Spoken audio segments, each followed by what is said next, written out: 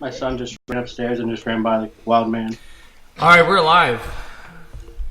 I'm Mitch Stokes. This is On Fire Fitness. We have a special guest on the show today, Mr. John Zajacd of Zajacd Athletics. He's already online with us right now, but I wanted to tell a brief story about how I met John originally. John's an Olympic weightlifting coach down in the Lancaster area. It was my second weightlifting meet ever. I showed up, I think the place was called CrossFit Collective, and what happened was I was warming up, and John comes up to me in the warm-up area and said, "Hey, what weight class are you?" And I said, "I'm a 94 kilo class." "Why?" "You're not up anytime soon." I'm like, "What do you mean?" He tells me, "You're warming up like 2 hours ahead of time. Like, it's not your session right now." I was in the wrong session because they had a delay in the meet, and I must have missed the announcement or something like that. So I'm warming up like 2 hours beforehand. I'm like almost through my warm-ups. I think I was up at like 80 or 90 kilos already. You were close to your opener. Yeah, I was like super close to my opener, and he's like, "You need to stop. You're going to wear yourself out." I had no idea what I was doing. It was my second meet. I was coaching myself. And he stopped me. He coached me alongside with another athlete. Who is it? Is it Matt? Matt Mangus. That's right. It was Matt Mangus. And I distinctly recall that he almost passed out. Did he pass out? He might have. I think he passed out during the clean and jerk and like fell over. Oh yeah, because it was really hot. It was like July or August. It was like, yeah, it was like 2013 or 2014. In the giant warehouse. Yeah. And all I remember is the meet before that, York, coaching myself was really difficult. I coached the kids all morning session down at York, get to my session, and I almost bombed out a snatch, barely made any cleans. It was just a bad meet. I went like 3 for 6, something like that. I went 6 for 6 in this meet because John just really was good for a guy that I didn't know very well, was good at calming me down, not giving me too much instruction. He wasn't there to fix me or fix my technique. He was good at coaching me in a meet, even though he didn't even know me. So I think it really speaks volumes to the type of coach he is. He's really good at what he does. John, say hello. How are you guys tonight? We're I guess doing can't good. get back. Derek's not paying attention. Yes, I'm listening. Well, one thing that we wanted to say to Mitch is it's Mitch's birthday. So, ready? 1, 2, 3. Happy birthday to you. Happy birthday to you. Happy birthday, dear Happy Mitchell. birthday to Happy you. birthday to you. That was weak, guys. That was weak. It's been a long work day. It is Wednesday. This is what happens when you have a birthday on a Wednesday. Someone was like, "What are you doing for your birthday?" I'm like, "It's freaking Wednesday. What do you think?" It's work day. Thanks, guys. Appreciate that. You're the only people to sing happy birthday to me this entire day. What about your daughter? I haven't Have seen you her. seen her? And the day's not over yet. Yeah, day's not over yet. This is true. It's not to say that members haven't wished me a happy birthday, but you guys are the first to put it in song. John, talk a little bit about what you do, what your background, how you got to where you're at. So I got into weightlifting through playing baseball. I was playing baseball, and at the time I was 120 pounds, and for baseball it's not very good, and I was 5'6", so I was trying to compete against guys that were 6 foot, 200 pounds. And I just got in the weight room with that, and ended up liking weightlifting more than baseball. So I actually quit baseball my senior year and just lifted because I liked it more. And then I realized I was good at coaching this stuff, so I started helping out the strength coach there.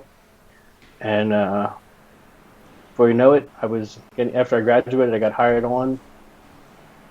As the assistant strength and conditioning coach there, and just kind of took off from there. Then I got a job at the YMCA as a personal trainer, and the day I got my interview, the day before, the director got fired. So I come in and I'm like, hey, I'm here for an interview with this guy. And they were like, no, you're not. He got fired. I was like, oh, so I still have an interview? And I was talking to the CEO. I didn't realize who she was at the time. And she did the interview and hired me. And I ended up being like an interim director for a couple weeks. I was like, you guys just hired me and now I'm directing the place. So I was 19 years old. I had no idea what I was doing. That's pretty cool. Yeah. And then the strength coach, he quit. The head strength coach quit just to do some of his personal endeavors. So they hired me on as the full-time strength and conditioning coach there. And I did that for 2 or 3 years. And at that time, I started coaching at CrossFit Collective. And then I moved over there. And that's about when I met you guys. So, So, John, talk about your athletic career. as a lifter, my best finish at a national meet is fourth place as a 69 kilo lifter, which was my fifth year of competing. I think it took me 3 years to make it, and then 2 years to get fourth. And I just missed making the podium by 1 kilo, so I was like pretty bummed about that. And then after that competition, that was in December, and then 3 months later, I was doing front squats, and I passed out doing front squats, and ended up having to get a heart procedure done because I had what was called WPW. And after getting the procedure done on my heart, I ended up putting on a ton of weight. I put on, 20, 30 pounds in less than a year because my body could finally heal and get oxygen to it from having the WPW. And my numbers shot up like crazy with that, but they didn't shoot up just quite enough to be competitive yet. So back where I was, so it took me a while to get back to being top 5 again. But then I think after that, placed top 5 a few more times. Just couldn't quite crack the top 3. But those guys there are freaks. Yeah. Just incredibly strong. From 10th to 5th is a big jump, and then from 5th to 1st is a huge jump. Oh, yeah. So yeah. And then I think my last American Open, what was that, Tony? What year was that? 2015 15 or 16? I think. Yeah. That was down in Washington, D.C. Yeah, Tony coached me at that meet. I think, right? Yeah, you were there coaching me. Yep. And is that the meet that the platform was broke and I fell in it? Yes. Yeah. It was big. Like the wood wasn't put together properly and it was not level, so there was ruts in the platform. Yeah, so when I went to extend for a snatch, it pushed apart and my foot went in the platform. Holy. I was pretty upset about that. It came off cursing a little bit more. Cursing a little bit more than I should have at everybody around me. And that was my last national meet I did, because after that I met Amy and then we had a baby and got married. So How about that? and now I plan on getting back into meets. I plan on doing one in August. I'm either going to do the garage strength one or the one over at York, depending on So how you're many drive athletes. to Reading, but you won't drive here. Ooh. I had to See go how to it my is. sister's wedding I for hate that. my sister's wedding. I've never heard so much BS. We How thought old's your about son now? driving up. Oh, go ahead. How old's your son now? What'd you say? How old is your son now? He will be 3 next month on the 21st of next month. Okay. And he is a giant 3-year-old. Yeah, he is. He's a big boy. He's like What's he weighing 45 in at? pounds. He's 45 pounds now. And he's just full of energy, non-stop running. So, Well, let's kick off. Mr. Tony Stokes over there. We're going to talk about how he got involved with you and your circus. I met him Tony. at the competition at Collective that you guys did. No, Really? I wasn't there. No, he wasn't No. there. No, I met you afterwards. After that meet, Yeah. you invited Mitch down to Right. train at your gym. And I went with. He invited me to go along, and that was the first time I met you. We went down to Collective, I want to say in like a snowstorm or something. It Probably. wasn't good weather. No, it wasn't. It wasn't good weather, and we're gonna let's try and set this up. Yeah, put it in front of me to block his microphone, and that's why we have an echo. Oh, really? Okay. Yeah, because my voice is going into your mic. Yeah. So we're gonna see if this will. It might not. No. Mhm. Nope. No, No. So we went down, and that was the first time I met John, and we were doing. I think we were doing like work with PVC pipes. 'Cause, Probably. Initially. John did not trust us to use a bar yet, which was fair because he didn't know us well. To be So fair, I we- had everybody start with PVC pipe when they Yeah. opened gifts. We started with PVC pipe, and he just kept pointing at posters on the wall. Hey, see what these guys are doing? If they're doing it, you should probably do it too. Do it too. And it was just like a Knuckles down. Yeah. Elbows back. yep. Yeah. Knuckles down, elbows back, and we were just doing like PVC path. work, like Yeah, really just bar slow bar path work from the knee up to the waist, from the waist up to the To the shoulders, shoulders. and then shoulders to overhead, and just like learning how to move properly. And Get the then I right think- positions. Yeah, I think we went into hang snatches from there. Probably hang powers. I busted my ass. No, we were doing full snatches. And I busted my Oh, ass were on you? the platform. Oh, that's Yeah. right. Yeah, Doing Mitch, hangs Mitch tried to do a double, and he brought it back down to my hips. to his hips and like smashed into his thighs and ate shit on the platform. Oh, my ass got drilled down to the Yeah. wood so Yeah. hard. Like the He's next just 3 sitting days, there on my the ass ground. hurt so bad. Oh, what did I say to you after that? You said, Don't "Don't do that." anymore." He's like, "Don't do that anymore." We weren't using any straps or anything at that point in time, so he was trying to bring it down with like a hook grip, and Right. it wasn't pretty.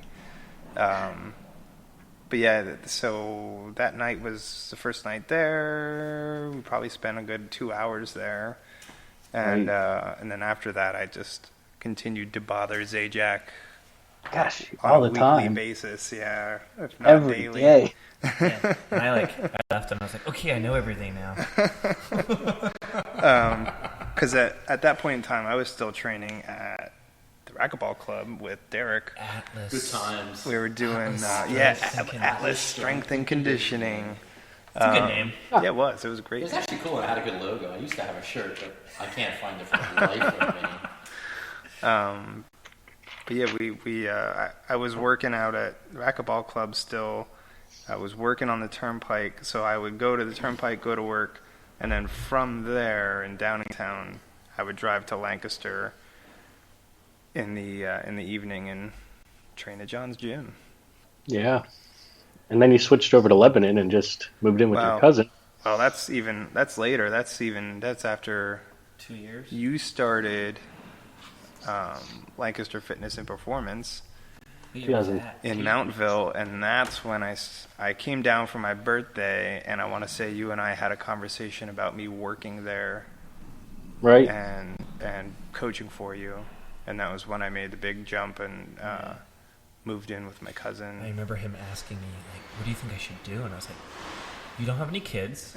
You're like 26 or something, or 27." I think I was like, yeah, something like that. I was like, "Go do it.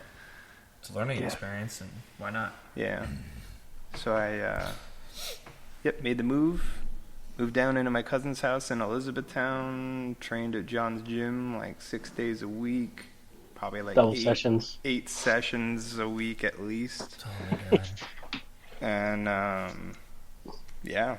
started coaching there and spent a lot of time in that gym in Mountville. Yeah. A Not lot even of there time. anymore. Shoot, we slept overnight in snowstorms so we wouldn't miss training the next day. Yeah. Yep. Sleep over. Yep. Can't, Sleep over. can't And miss I don't training even in the think we morning. planned it. I think you just showed up. I was there and you showed up then. I don't remember. I was like, oh, guess you're sleeping here too. Yeah. Yep. Can't miss training. Yeah. Couldn't I miss forget. training back then. I don't even think it was that great of a training session, but we still got one in. Yeah, we did. We did. Gosh, what was that, like the first week? You had like a terrible session, and I was like, just do powers. Yeah, And then it was like my it's, third day. yeah, and it was like terrible. And I was like, just do high pulls. Yeah, I couldn't even do powers. Couldn't do powers. He's like, just do high pulls. I was so frustrated. That Yeah, was the first time. That was the first time I met Russ. right? Yeah, yeah, and he was That's right. like, Zajacd, what's? I thought you said this kid like lifted, and I was like, I couldn't make usually anything. he does. Yeah. Not today, he doesn't. Yeah, that was Yeah, bad. That was that a was terrible a session. good couple years down there. Unfortunately, interrupted by a stupid injury. But Yeah, that squat. yeah, warm up. Yeah, What was it, like go 90 down. kilos? No, I mean it was 140. Yeah, but not heavy for you, really. It was Like like a beginning set. it was like getting close to 80%, Mm-hmm. and I was doing raw paused front squats, and that's when it went. Okay. Yeah, But I was in a lot of squat volume at that point in time, and obviously wasn't physically ready for that. Yeah. Because the body was like, nope. not here yet. And Yeah. that was it. Yep. And then you tried to come back after that, and then it Yeah, re-injured it. well, the surgery got declined by insurance, which sucked because the doctors said, no, it'll heal on its own in time, which has taken about 3 years now. It feels Lovely. pretty good nowadays, but I would say up until about 6-8 months ago, anytime I would squat, I could feel it in the bottom. Right. So yeah, that sucked. It was kind of Yeah. the career ender there. Yeah, and at the time we didn't realize it, You just No. thought, oh, it's just another injury because Yeah, we'll work around it. Yep. you had I that shoulder, you had that forearm injury, Yep. and He was that was like, what, the taped first up. month you were there? Yeah. And I was like, oh, here, let me just put this stuff on it. And I like got out the DMSO and got out I took like what, Advil. Advil, crushed it up, mixed it together, rubbed it all over your arm. Yep. That was insane. I was like, I can't. And then you just made your little Mr. Miyagi cream and good to go for the session. And you were like, I can snatch. So I was like, yep, that's right, let's go. But yeah, I thought it was just another injury. Tried to push through it for a couple months. Took a little bit of like easy weeks and wasn't squatting and was trying to do powers, but Block. it was and like block work. But like any time I was just like walking and I accidentally bump my foot on anything, it was like hurt. instant sharp pain in the hip flexor area. So kind of knew I needed to step away at that point, Right. and let it recover because it wasn't getting any better. It was only getting worse. Nope.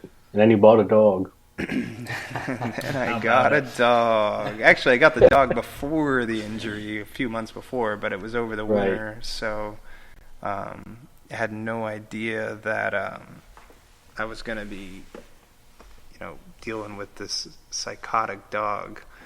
That's right. She ran out and like bit people, right? But she bit my cousin's dog and like a bite and hold, wouldn't let go of his ear. And then Right. like the very next day, it was she pushed out the front door and attacked my neighbor and his dog, like in the middle of the street, which was terrible because the guy was like in his late 80s and he's on blood thinners. He fell down, cut his hand open, he's bleeding everywhere. I'm like, oh my god, did my dog just bite you? So yeah, from there it was kind of like it all happened at once with the hip injury and the dog going psycho. Dog training. Kind of like all transformed that career path and all that I jumped into. Whoa. Jumped into the dog training.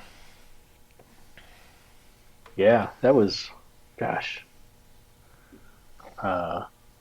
3 years ago now. Right? Yeah, well, actually, like 2 days ago was the 3-year anniversary of me officially starting my business, but the injury happened in March. So March, it was 3 years ago since the injury and all that. So from March to May, I went from like dedicated weightlifter to I'm training dogs now. We were all very confused by that. Yeah. I was like, hey, whatever, man. It was fortunate though. I mean, because I would have gone insane not being able to lift and having no outlet, nothing to do. Just sitting in the toll booth. Yeah. Right. So, Derek. Yes. Yeah. And then the rabbit hole goes further. So How did Derek get started? and you know what? I don't even remember how we started. Like, obviously we met through Tony, but I don't remember how it all began and how I was like, hey, John, can you program me for powerlifting? Like, I can't remember all that. it's got to be Snapchat. No, I don't either. Snapchat It's just kind of friends. evolved. Yeah, like I said, I just don't know what the beginning steps of that was, but... Because you were so dead set on not doing deadlifts for the longest time. yeah. Absolutely. Sissy. Yeah, and it was. I mean, I was already squatting, but I was squatting, barely parallel, and I was using knee wraps, so it was, it was okay for building a foundation, so it just needed to be finessed with John. So, I maxed out with just knee sleeves and getting better depth, and then it just bled from there. The squats went surprisingly well. I mean, I would have never guessed that I would have got as strong as I did in this short amount of time. I mean, I've been with John for, probably 3 years now, programming with him. And Right. I mean, I started at 4.25 for, a squat, and at my high. best last year in July, I hit 530. So, it was a short amount of time. Squats went so well. And then the programming evolved to 2 times a week, and then the deadlifts came involved, and then it was 3 days a week, and then I seen the success with squats, so that I was like, I could never get deadlifts down, so I think it frustrated me. I could never get the form. John worked with me with that, and it kept getting better and better. And, my incentive with those movements was always getting some big weight. I always liked bodybuilding, but when it came to squats, bench, deadlift, the incentive for me and the drive to keep going was getting the big numbers. So I'm like, my squats jumped so impressively for my body weight. I'm like, deadlifts would. And, I don't remember what I started at deadlift when I started programming those, but at my best was 575, so, it was good. You're getting It was close good. to 600. Yeah, and that's my goals for the end of the year is 600 on that, so, we'll see what happens. Fingers are crossed. But yeah, John's programming worked for me. I mean, he's seen how strong I could get, so, he obviously worked with my strong points on that one. Like I said, I'm in the 220, 225 body weight range, and, a 530 squat is pretty decent, at least in my eyes, so. And that's all that matters. Right. So, it works. John definitely has taught me a lot, which evolved me to being here with you guys now and being an intern coach and, setting up for the future, because I'm not going to power lift forever. Your body's only going to hold up so long. Like I said, I have some goals to hit, and I think I have some time yet. My lower body isn't totally destroyed yet. So, I have some goals I'd like to hit yet, and, obviously keep expanding my horizons with the coaching and, do a lot more with that in the future, and maybe not doing so intense training of my own. I always want to train, but I don't want to ever...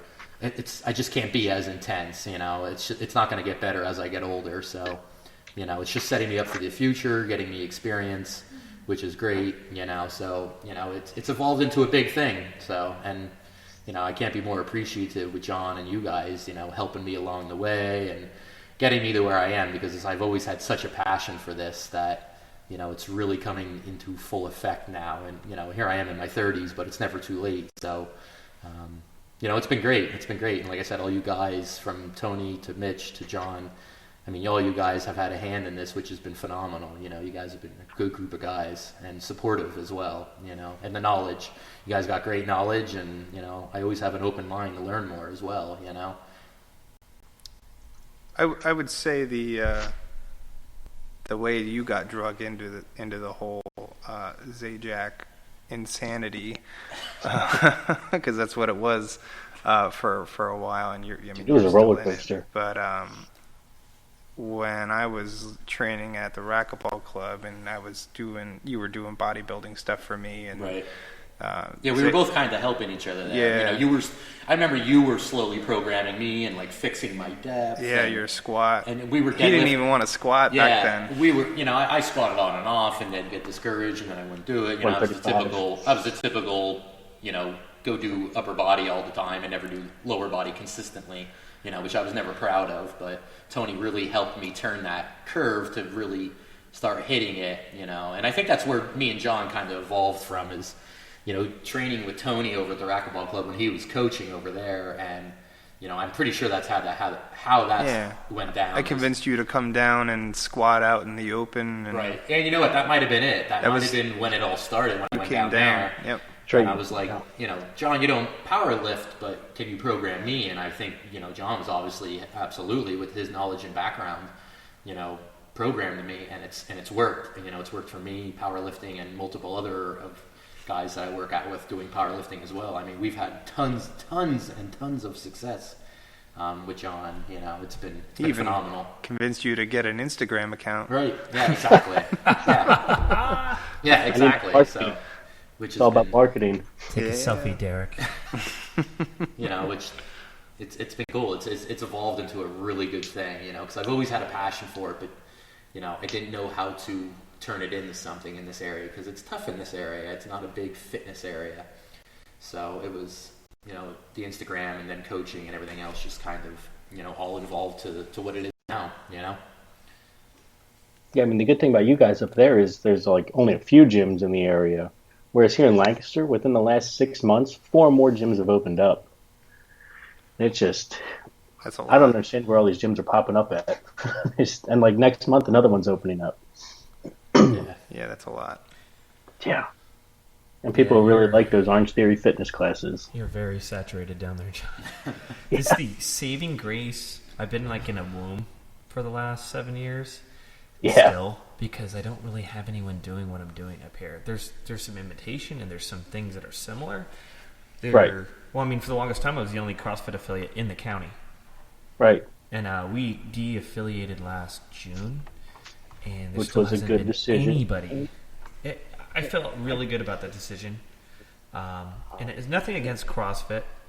I think it more had to do with I was ready to kind of do my own thing. And I didn't want to be stuck in this mold where if it's build your own brand, 15-9 pull-ups and squats, I can do more than that, and I felt like I could do a better job than what they're doing for my clientele, for my people. I want to do what was best for them and what was best for Brandon.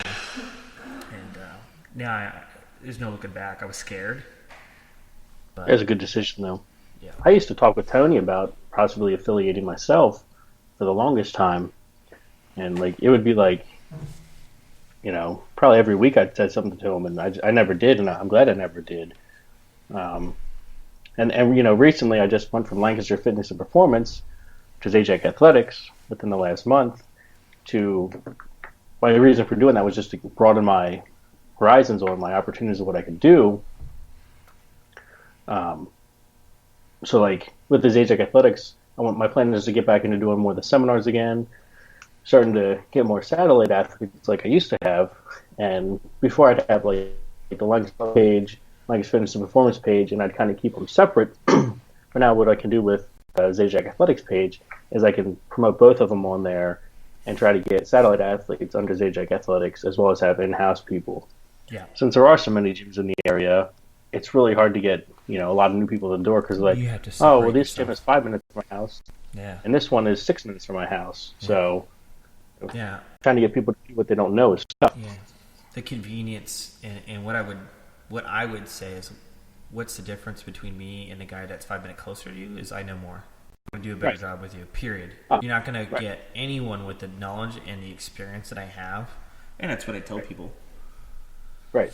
Yeah, there's Yeah, there's nobody like there's one coach in the area locally that has more years than I do coaching, but everybody else is just the one place they got certified a month before they opened up. Wow. Yeah, how terrible is that? Great quality right there. Yeah, and that's the problem up here too. Is I feel like all the other gyms that I've seen locally, like their experience in coaching is just being coached. But I wouldn't necessarily I wouldn't say they received quality coaching or learned a lot of quality and mechanics and like understanding how to fix people and understanding what mobility is and how to address issues not just all at once but over time, and there's no substitute for someone that understands how to work with someone from the ground up and kind of right. create a fully developed athlete over time. Right. What I see often with some of the stuff that people get excited about is like an already good athlete coming into your gym and just like exercising like crap and getting excited over like, I don't know, poor quality squats with 400 pounds and like, I don't know, it's just like right. no one hits squat depth, or they don't know what squat depth is. Everyone here can remember all the conversations we had years ago, arguments on the internet with yahoos about squatting too deep. Oh man, wearing shoes and just shoes are bad. Why is there tape on your wrists? Just ridiculous nonsense. So the most horrible, the most irrelevant nonsense ever. Don't ever do a 1 rep. yeah. Snatch. Yeah. What was the other one? CrossFit plates. CrossFit plates. Real plates. Yeah, it doesn't count plates. if you use CrossFit plates on a deadlift or anything. Yeah. Right. Like bumper plates were a new thing in the last 10 years. Yeah. But besides that, John, I wanted to talk about your thoughts on programming for an athlete. Specifically Tony, when you got him started, how did you get to where he was? I mean, I remember when he was still wet behind the ears with this stuff, and I think his best snatch was 70 to 80 kilos, somewhere there. And you got him to what, 120 plus? 125. 125 kilos. And he Folks, what, that's 155 for clean? That was a snatch, 125 snatch. And they hit my 155 biggest clean was 161 off blocks. That's right. And 165 jerk behind the neck. Best clean and jerk 150. Yeah. Remember that day we did squat lockouts on the blocks, and he tried to pick up 182. It looked like a caterpillar trying to lift weights. Buckled like a cheap lawn chair. Oh, it was like I folded over and curled up. It was horrible. He pushed into the bar, and he just folded over the bar. Yeah, I didn't have an upper back. I didn't have a core. I didn't have anything. It was like just a. I was like, oh, there's that. All right. But with Tony, like the great thing about Tony was he was so into it. He already had a pretty good base going with you guys up there, working with them and lifted and getting going. So his base was there. He wanted to learn. He wanted to get better. And he had no problem being beat up every day. He would come in. I'd give him, I think we had some, like, with you and, what was that other guy that trained at the time? Tim Croydon. Tim Croydon. I would make you guys do some crazy amounts of reps, like 15, 20 reps, I'd say, a day on snatch, and then clean, and then squats on top of it, plus accessories. Mm-hmm. And you guys would just come in and do the reps. And for new athletes, like, with your snatch being 70 kilos, you weighed what then? Back what? Like 110 back then? Can't hear you. You weigh 110 at that point, Tony? Yeah. Right around there, probably. Around there. 108, 110. I kind of trained in that area. Yeah, so like for you, like when your max was 70, 80 kilos, that was so light compared to your body weight. So you could do so many reps there and be beat up from it, but not have to worry about being injured from it, because it's not like it was, 20, 30 kilos over your body weight or anything at that point. So we could do a ton of volume and get the reps in. And the best way to get faster to get better at the Olympic list is just volume, and but you have to have good quality reps. You could do 100 reps, but they're terrible, and you're not going to get anything out of it. So with you, we did a lot of position work, a lot Do of you mean stuff like in a the blocks to Randy? learn how to stay over. What'd you say? Well, like for instance, there's a CrossFit one out there called Randy. It's 75 snatches for time at 75 pounds No, for the male No, weight. It's no, good don't volume, do right? no. No, no, that's not good volume. Like, so good volume would be like with Tony doing those weights, he could do 15 snatches at 80% or more of 70 kilos. 80% of that is like what, 54? Well, I was working off 90 kilos by the time I started with you. So Okay, so I was snatching 172. a minimum of 70 in my sessions every day. It was what I had Right. to hit. Yeah, can you Otherwise, explain the didn't count. training minimums? Like, why those training minimums? So with the training minimums, like Tony said, he used 90 as his training minimum, and every day that we did full snatches, he'd have to hit 90. So he could hit 90 on a great day or a terrible day. And if you can come in and hit the number on a terrible day, you can open up with that at any meet you do, no matter how you feel, no matter where you're at in a training cycle.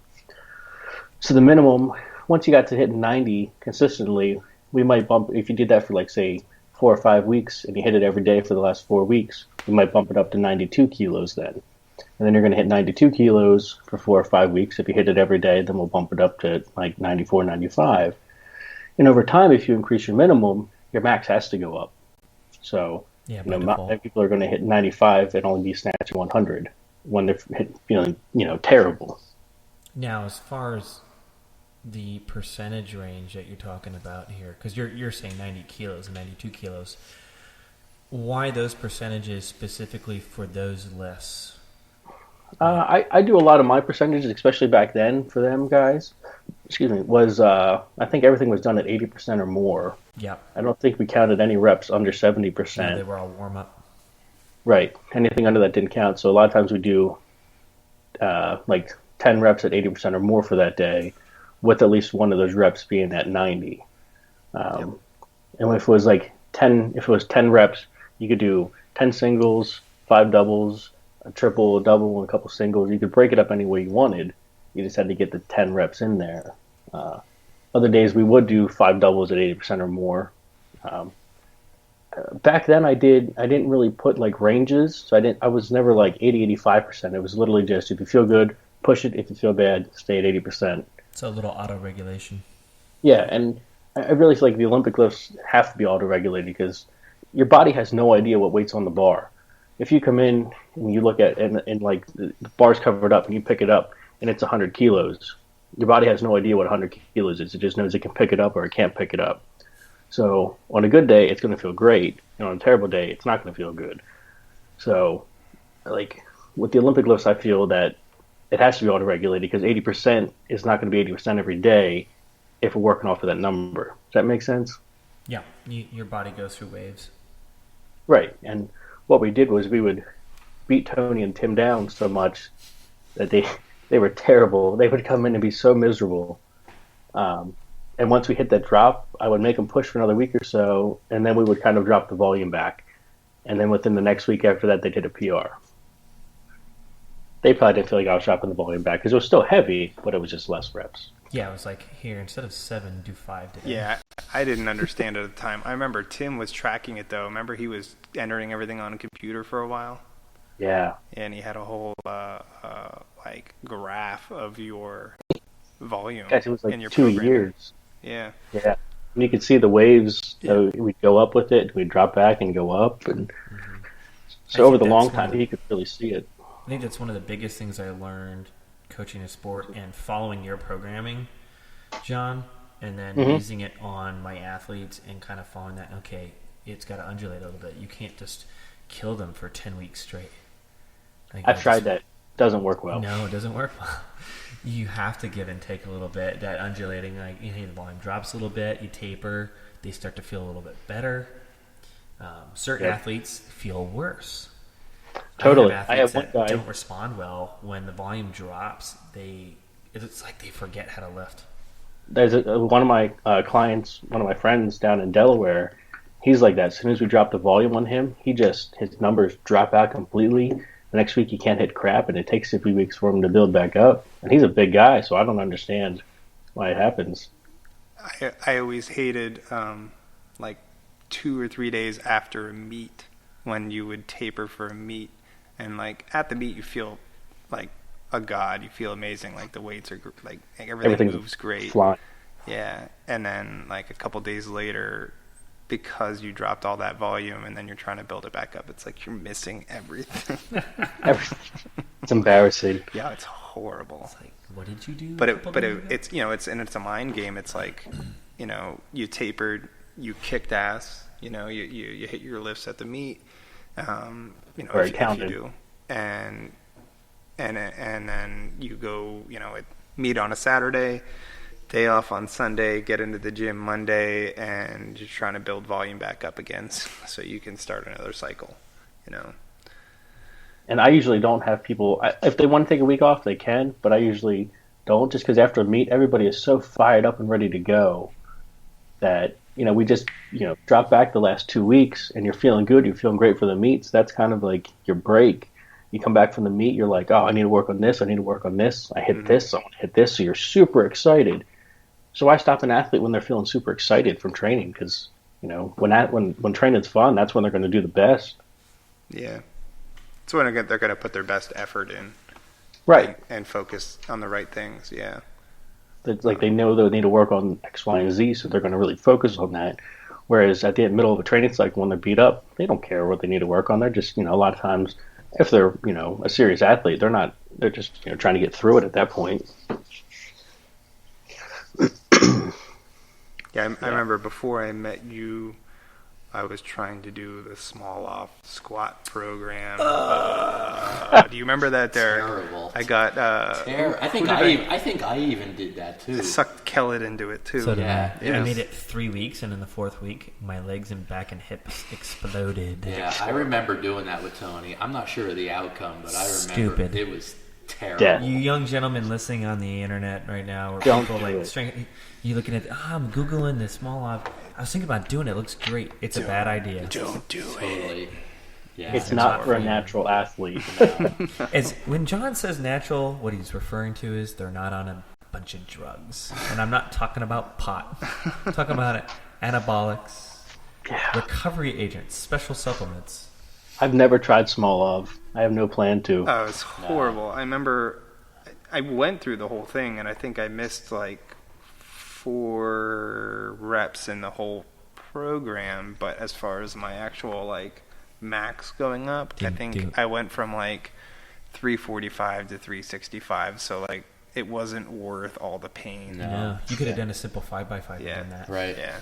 I think the best like squat program out there is the Russian squat program. Do you remember that, Tony? It's the 6-week one. Like the first 3 weeks are like 6x2 at 80%, and then it goes like the next week, like the 4th week is 6x2 at 80%, 6x3 at 85, 6x2 at 80, Oh, yeah. and the next week is the 6x4, 6x2, 6x5, Yeah. or So 5x. you're It gets building up to volume like at those intensities. Well, I feel like we only Yeah. did that like twice the whole time I lifted with you, though. Was it pretty bad? yeah, we didn't do it often. Yeah. You couldn't 'Cause, run like- a cycle like that often. No, because like 6x6 at 80% is terrible. Yeah. You And have to then- work up to that. Right, and that's what the first 3 weeks is about, is just building that. Mhm. And then, gosh, I think the second to last day is like 2x2 at 100%, and then you max after that. And that was like the first time I did that, I went from front squatting 275 to 315. But then I never touched 315 again for like a year after that. So I was definitely peaked for that meet, or for that after that cycle. What body weight was that at, John? Skinny. Like Probably 70 something? 80? No, not even. I was probably 65, Oh my 69 God. still. Yeah. That was before I died front squatting. Wow. Yeah. He literally died. He literally Bunch of times. died. Hard to stop. But yeah, so. And then after that, literally I think before I had the heart procedure, I was snatching like 105 to 110. So I think my best was 109, and my best clean and jerk was 125. And then I had the part procedure, and I jumped up to like 80 kilos from 69. And then I snatched 126 at the next meet and clean and jerked 155. And at that time, East Coast Gold would like pay us money for PRs that we set at national meets. So the year before, I snatched 109 and 126 and clean and jerked 125. So then jumping up to 126, 150, it was like $10 per snatch kilo PR, $10 per clean and jerk PR, and then 20 for total. And it was like a stupid amount of like reps, like PRs that I hit. So I got like $1,000 from East Coast Gold for this meet. And Leo changed the rules since then that if you move up a weight class, you only get half of what you're supposed to. That makes sense. I was happy though. It paid for my trip and then some. What meet was that? That was Was that Salt Lake City? I think that was the Salt Lake City. It was the year before that was the one in where the heck was that? Gosh, I remember the meet because I think it was Palm Springs was the one that I hit 109, 125, and then I think Reno was the next one. They all run together at this point. I don't even know. It's hard to keep track between, Yeah. especially between the Open and Nationals. Right. Like, Because the it's American like Open this- that you coached me at, that was the one I hit the squat jerk, right? No, you did that in Texas, I thought. Oh, that's right. When we got stuck in Texas because of the I wasn't quarter-inch of there, ice. but that was like right after I met you. You hit that big squat jerk. That was in Texas, yeah. That was like 150. 150, Yeah, I think? 154. Something right around there. Yeah. If you look up the YouTube video of it, it's hilarious. As I hit the bottom, you can hear the crowd go, "Whoa!" Yeah, I remember I watched that on the live feed. That was not long after we met you and I started training at Collective because you were still at Collective for that meet, I think. Yeah, And that was then- terrible. Yeah. The ice storm was horrible. Getting stuck down there, I had to pay like an extra $900 to fly out Ugh. that day, or I'd be stuck there and pay $900 for the hotel. Take a pic. So I literally went down to the bellhop guy, and I was like, I got to get to the airport. He's like, man, you're not getting anywhere. There's no buses running. There's nobody. And he's like, if you give me $50, I'll take you. And I was like, all right. So this strange guy that I never met before, I get in his truck, and he starts driving me. And we're in like the ghetto of Houston going through it. And I'm like, Wow. man, I'm going to get kidnapped. This was a terrible decision. I'm going to get sent to Mexico or something here. I was really John scared. Zajacd lifting for Mexico. Juan. And then we get to Juan the airport, and I was so happy to see the airport come into view. Zajacd. Yeah. What did you Jan Zajacd. say? Yeah. Oh yeah. What's that? What's that guy keep calling me? Is it Jay's? No, J-Jack. Something like that. Zon J-Jack, I think. Who is I don't this? remember. Kept I switching forget. the letters or something. Yeah, that was funny. That was at a meet, wasn't it? Yeah, it was a national meet. National meet. Couldn't say his name. He kept like mixing the first letter of his first name into his last put a- name. Or I don't And he put a remember. Y in there somewhere, and like Jan Yajak, or it was something weird. So John, let's talk a little bit about the differences here with these two athletes, and then two different sports. You got weightlifting and powerlifting. To the layman, they sound the same, right? You're picking up a barbell. How do they differ? Well,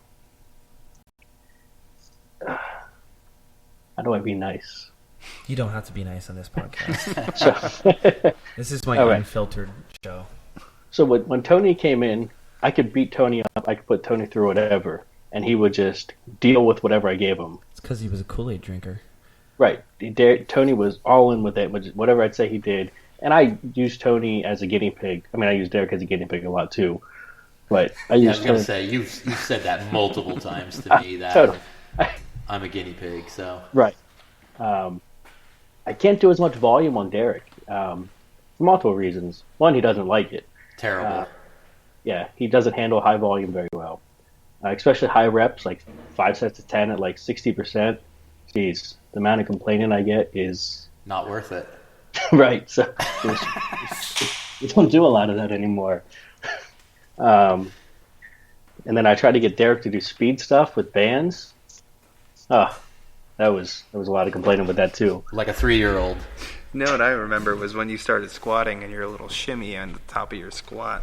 Yeah, and you And know the what whole that, bar would shake. Ding, ding, ding, ding, ding. and you know what that it doesn't come a lot, but I still get it once in a while, and I don't know what it is because it's like the last 3 inches of the movement, but it's definitely become less frequent, big time, and I think it's just because of overall building strength and stuff. I think your core's a lot stronger, can stay stable better. Exactly, yeah. Like I said, I don't really know what the cause of it, but yeah, I mean, it was odd for sure. I mean, Tony witnessed that numerous times. I remember giving you the oddest look, and you're like, "Shut up!" Yeah, and it drove me nuts, you know. But with like the other thing too is like Derek's numbers, he has a 530 squat, and what's Tony? What'd you hit, like 450 something. Yeah. So with that, like that's a big difference. Like that's like 100 some pounds right there. So with that, Derek can't handle as much volume because the weight is heavier. Whereas I could do more with Tony. And he was lighter 'Cause than me. I've always had probably 30 to 40 pounds on him. Yeah, at least, yeah. Right. So Tony's weight that he was lifting was definitely lower body weight as well. So Tony could handle whatever I threw at him. I mean, in the beginning, I might have went a little crazy with him because I was so young still as well back then and new and had to figure things out.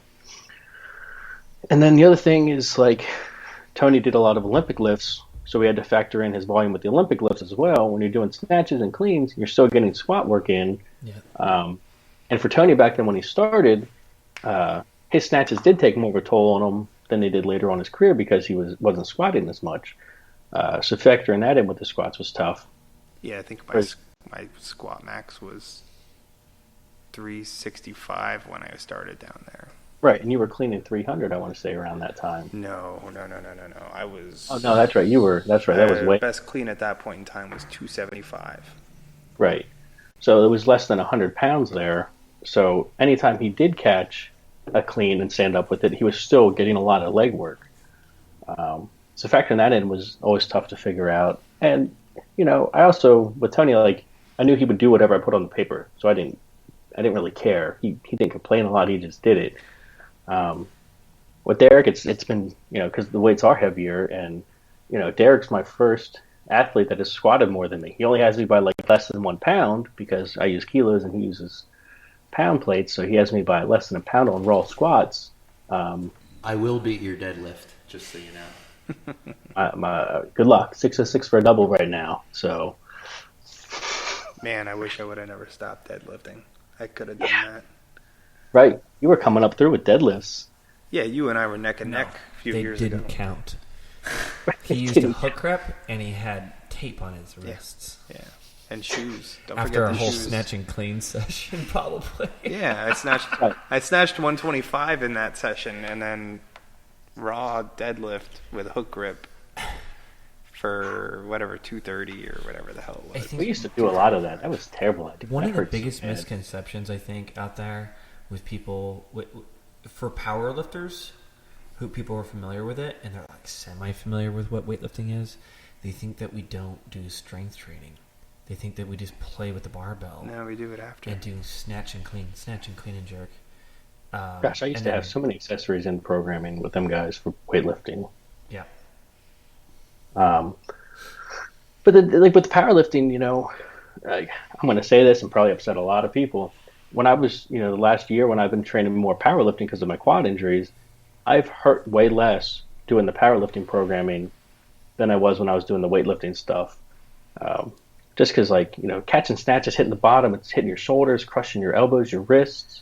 Cleans, like when I hit my 400-pound clean, that thing hurt so bad when it hit me. Like, when you hit the bottom of a squat with 500 and 550 pounds, it hurts, but it's a different hurt. Like it's not like hitting you, like it's not just landing on you full force. It's you just feel the load of it.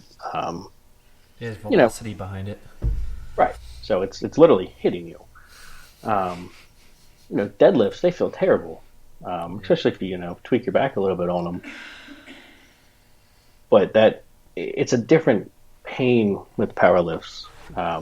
I feel more muscle soreness from powerlifting, and I'm sure Derek feels a lot with that. I mean, his knees get sore, but I think that's just because his squats jumped up so fast that because of his, the the power or bodybuilding days, he had such a strong upper body he could handle it, whereas he didn't do a lot of legs.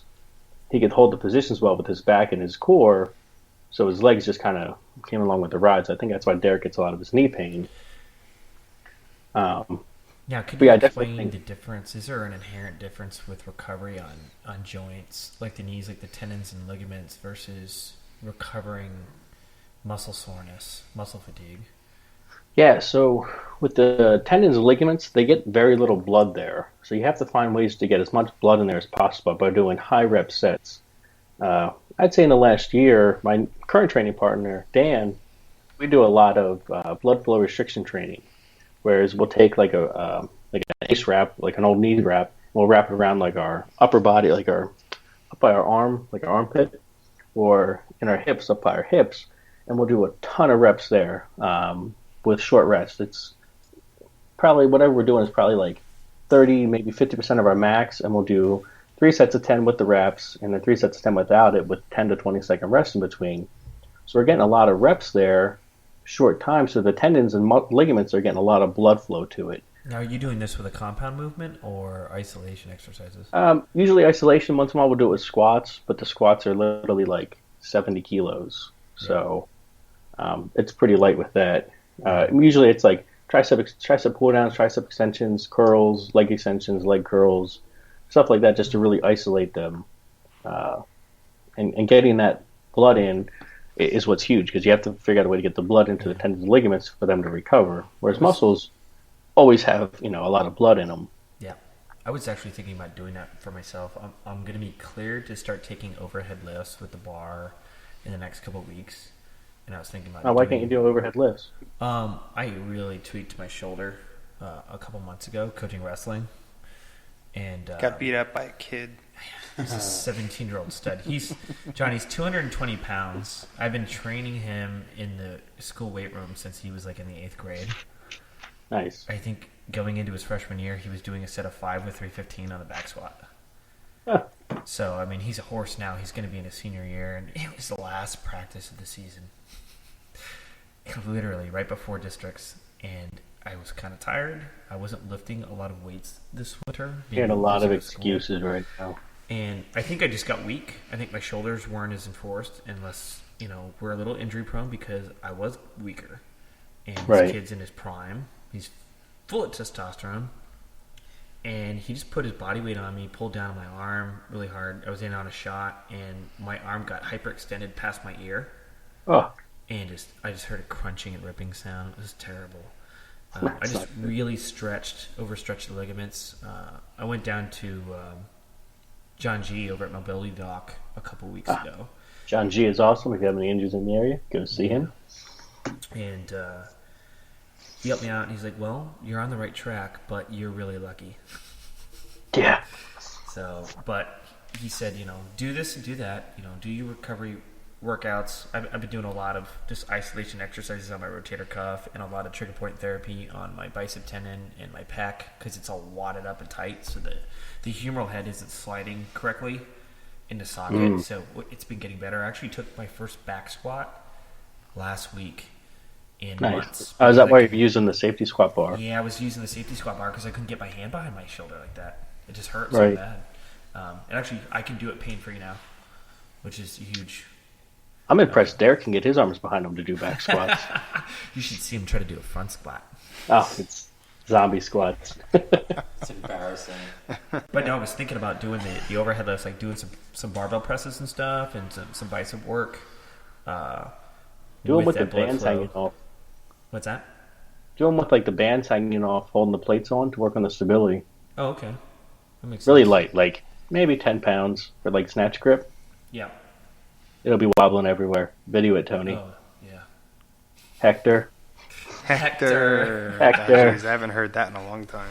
Oh. That was my videographer name at the gym. Hector the videographer. Hector. Hector the videographer. Dude, I could use you now with all the video and I do.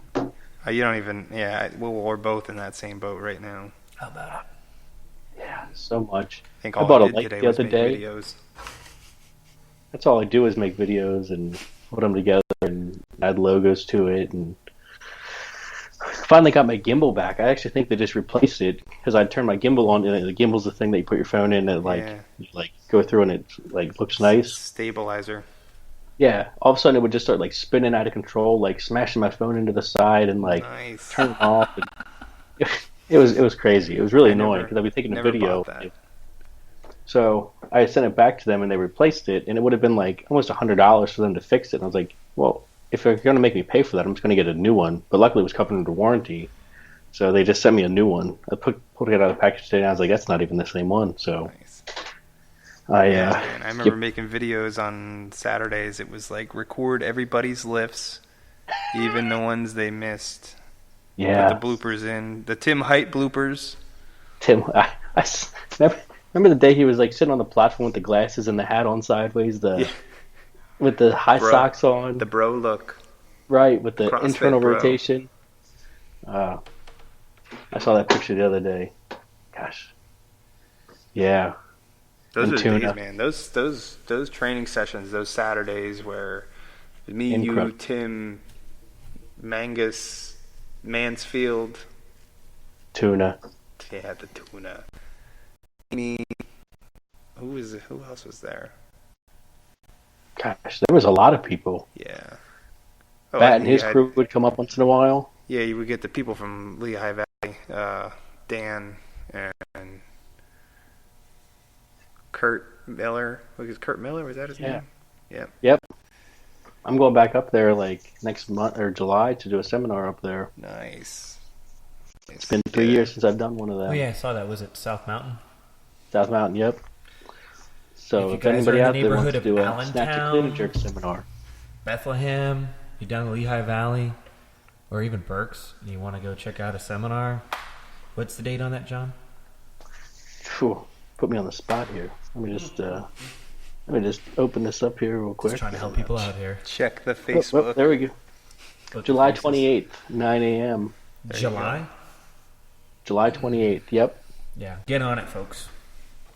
Yep, email them at info@South Mountain CrossFit. What is it, Snatch? Yep, we're doing snatch in this one. Yep. Okay, very good. So if anybody wants to hold a clean and jerk one, hint, hint, anybody wants to hold a clean and jerk one, let me know. We can hold one. Clean, There you go. Clean and jack. I miss doing seminars. That was fun. Those were fun times traveling around the Philly area a little bit. Gosh, what was that one gym we went to that we had to do an illegal U-turn to get into because of the construction? Down Jersey. No, it wasn't Jersey. It was almost It was Jersey. right. It wasn't was right before Jersey. Yeah, the last exit before the bridge. Yeah, we were like, how did we get in there? And we were like, oh, we're just gonna turn around here and go the wrong way for a little. Yeah, that was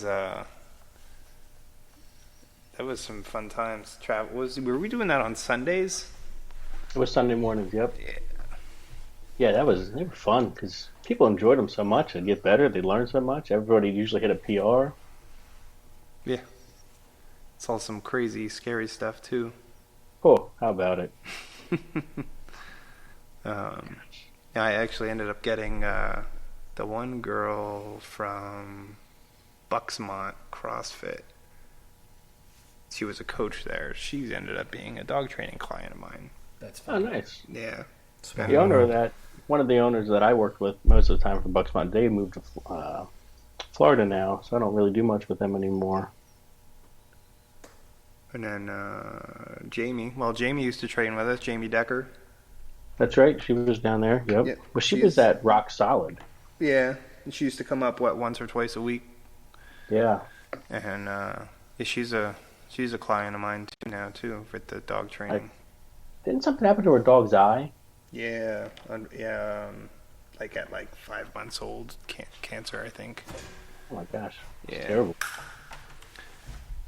But yeah, I remember. Speaking of how you used to use us as a guinea pig, it was like when we started at your gym, you were going to Westchester every weekend to train, so you weren't there Friday, Saturday. So it was me and Tim Croydon, maxing out together in the gym. And That's right, because I have you guys max out from the blocks Friday. no, from the hang. It was from the hang and then from the ground. Right. Yeah. That was a terrible idea. Oh, it was horrible. And, it was like try not to die on Saturday. Right. Yeah. Yeah, once you once you stopped kicking the crap out of us, it was Fridays were 80% days, 3 doubles, or 4 doubles on the snatch, 3 doubles on the clean and jerk, 2 doubles just clean, and then it was maybe like, high pools. Yeah. I think that's once I stopped going down there so much, and I was back to see how much you guys were dying. Yeah. There was some rough times at the beginning of my training down at your gym, and then towards the end, it was like I looked forward to Saturdays. Right, because it was so low a volume. Yeah, Saturdays were the fun days.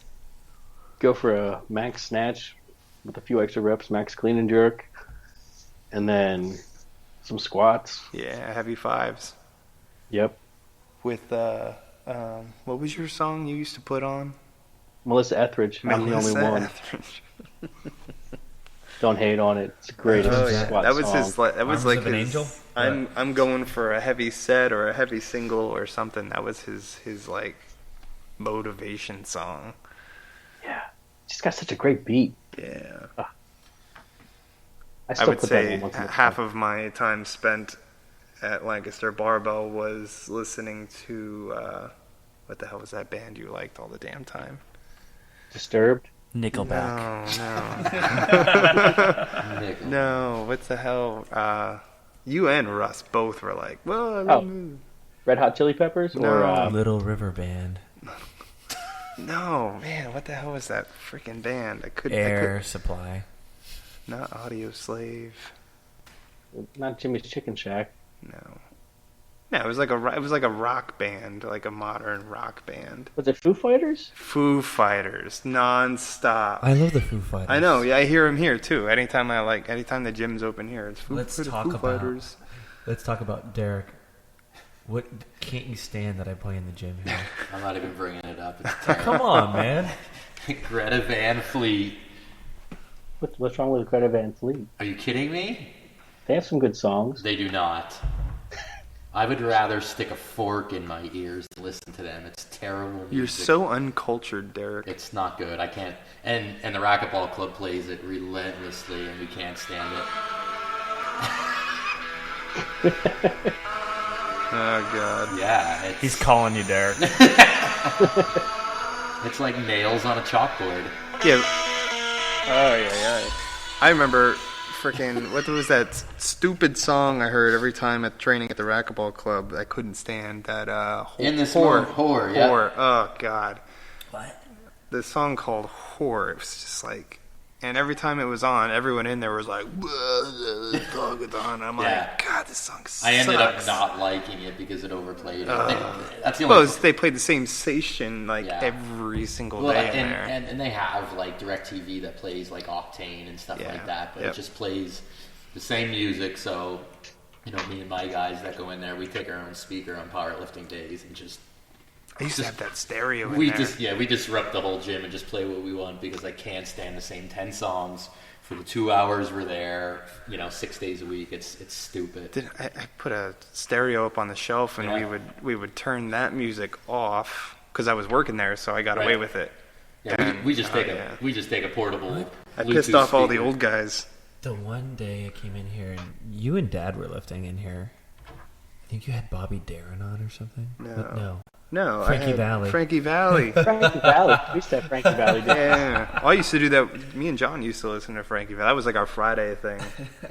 Frankie Valli Fridays. And that's the thing for me with the music thing. I like tunes. Sometimes I don't play any music in here if I'm by myself. I don't need it all the time. I just don't need it all the time. I just need noise. Unless it's a I heavy hear day. music at times. But sometimes Being at the gym all the time, you just hear it constantly. Yeah, well, sometimes I like something a little different. Like, everyone listens to metal and rap and electronic music when they're freaking lifting heavy weights. I'm like, yeah, feel like listening to Beatles or Beach Boys or something right now. Something a little bit more upbeat.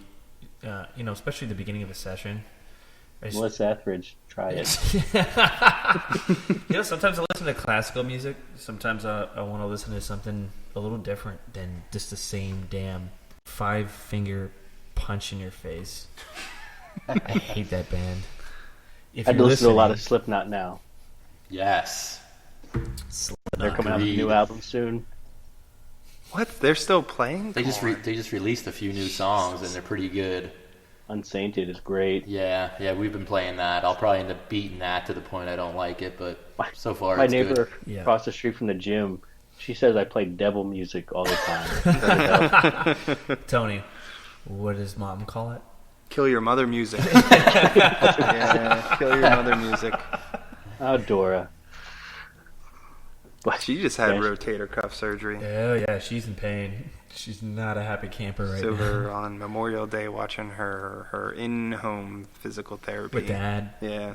He's good. I was listening in on one of those sessions. She didn't sound very happy. Yeah, we were doing a sound test on Sunday or Friday last week, and she was doing like her second ever session with Dad. Ooh. It sounded like someone was killing her.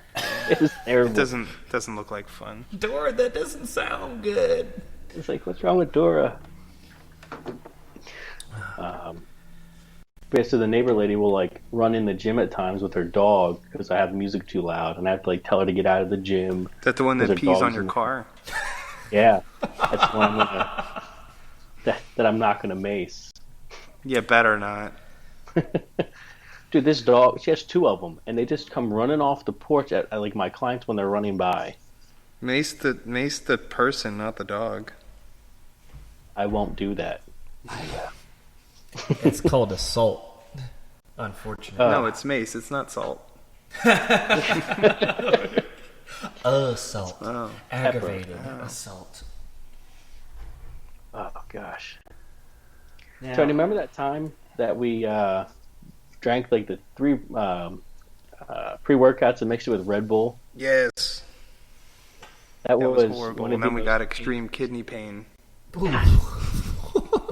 Like halfway through our session, it was a Saturday session, it was a max out session, and we were like, forget what all we mixed. I think it was like C4 and Explode. do you remember that ESP or EPS or whatever it was? ESP, yeah. Yeah.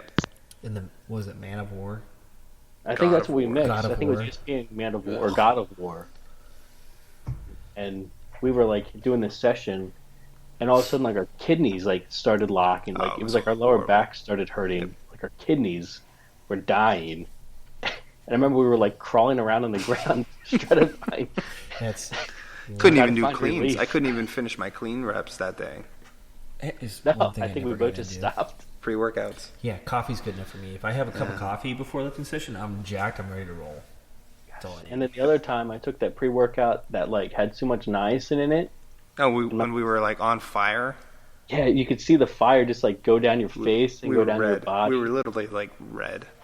Like I had to take my terrible. shirt off because Yep. it was like rubbing my skin. Yeah, we were like lifting shirtless, and we're like faces on fire, back on fire. Everything was just red. It was Sure, there horrible. wasn't like ecstasy or something in that. That was from the supplement guy that you used to Todd. buy out of his van. Right? That's a bad I sign. got this stuff. You should try it. You Let me would know try how this? it is. It's gonna be banned.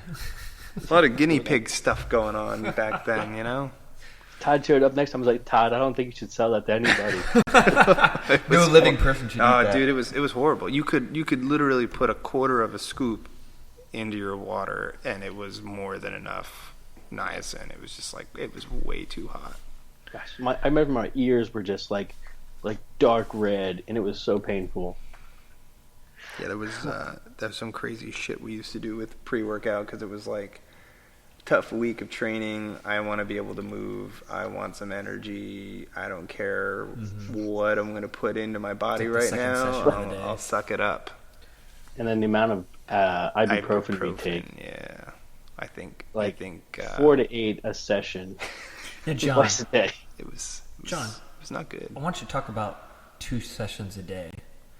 Oh, When is it appropriate? Why do that? Well, I mean, you definitely have to have a lifestyle set up to do that.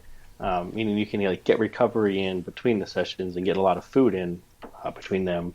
But you can get a ton of volume in. At my peak, doing the double sessions, I mean, I had some triple sessions. I was doing double sessions every day. So 7 days a week, I would do a double session. And my highest volume week was 110 snatches at 80% or more. Most of them were above 90. 100 clean and jerks at 80% or more, and 80 squats at 80% or more for a week. I did that in 1 week's time. I was destroyed doing that. And then the week before that was like 10 reps less than that. And it's just like you can build so much volume that way because you can do 10, 15 snatches in the morning, 10 jerks in the morning, go home and eat, and then come back in and do it again. And you can go a lot of times I could go heavier in the evening because I was already warmed up and primed. The movements were primed and ready to go again. So it's just you can build a ton of volume that way, but you just have to be able to recover from it. So if you're working a full-time job, I don't recommend trying that. No, maybe like a college student that's Totally. easy major and they're an athlete in the off season. Right, like when I was doing that, I lived at home, 5 minutes from the gym. Didn't have to get up early because Tony liked getting up early. I don't know if he liked it; he did it. I did not like it. It sucked. It sucks. He liked being able to tell people he did it. Well, I was getting off work at 11:15 at night, Right. and then opening the gym. And I don't even know what time your first class was, but yeah, that was not I think it was fun. 8 o'clock for the longest time. But No. There was an early class. 7, yeah. But when I was at collective training, I was coaching classes there. Then I would train, go home and eat, come back, train a class, coach a class, and then train again. But the pizza place there was like sponsoring me, so I'd go there for lunch and dinner, and they would just give me free food. I remember So that. I'd get like 4 slices of pizza, 2 to 4 slices of pizza a day, and then at lunch I'd get like a cheesesteak or whatever, and never paid for any of it for almost 2 years. So I think that Yeah, I with remember that running I could next save door. up tiny money. What'd you say? I remember running next door, like if I was coming in to coach in the evening or something, or coming in early to warm up and stretch out for an evening session. It was like go in, get a slice of pizza, Right. come in, eat it, sip on some water, sit around, roll out, start stretching, warm up, chug some Right. pre-workout at 7 o'clock at night. Terrible idea. Don't do that. Yeah, don't get any sleep. And then on the way home, a few times on the way home from training in the evening, it was like, because it was a 2-a-day, it was like I would be halfway home and then I'd be like pulling over to puke, Oh gosh, cramping. everything would cramp. It would be so much pain. So much pain. No, I remember trying to jog to my car one time, and I got like a How would you cramp and, jog? like pulled my calf or something. Remember that? And you're like, why would you run? Why'd you run? Right. You were like running out to the car from the gym. So It was like, raining, and I didn't want to get wet. It was literally 20 feet you had to run. oh man, I gotta say this. I had this girlfriend like way back in the day. I was like 23, and where I worked, we had a gym at work. We both worked at the same place, and she would no shit have me drive around for a good 10 minutes looking for a parking space closer. Like, you're going to work out. What does it matter? Right. It's your warm up. Go. Right. Get in the gym. Run there. One thing Tony and I used to do a lot too was we eat at Rutter's. Oh yeah. We had a lot of Post-training. Rudder days. Burgers with chocolate milk and chips. Mitch's And favorite. cheesecake. Mitch loves chips. I And freaking cheese. You ate a lot of cheesecake. I'll do tortillas. Oh yeah, the cheesecake too. I'd get Oh, a slice of man. the Pellman's strawberry cheesecake. Jeez. The whole time. The whole time. I guess it is pretty late, huh? Yeah, I don't even know what time. Don't it tell is. them what we ate prior. I saw the pizza over there next to Tony trying to block the mic. Yeah, me and Mitch wolfed down half the pizza before we started. Show what good. Show us, Pa. Yeah, John, have you ever done a double session with a power lifter? Nope, never did that. No reason, That'd be really. so. Not interested.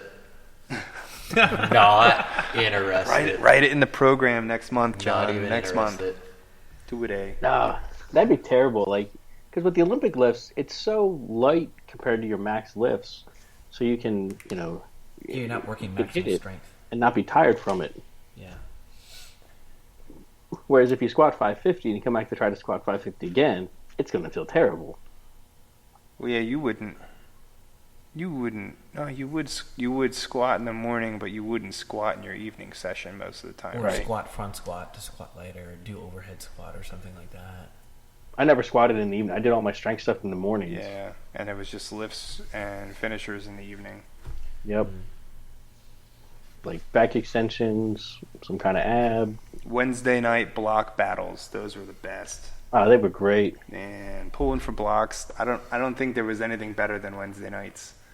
I wish I could have just put a vacation in for every Wednesday night the whole time I was training there, because Right. pulling from blocks was It's fun. It is fun. I mean, if you're a relatively fast person and technically sound, I wouldn't say I was either one of those, but I had a big pull. you had a good pull from like the knees up into the hips. Yeah. That second pull was What's pretty that? strong. Getting it into the hips.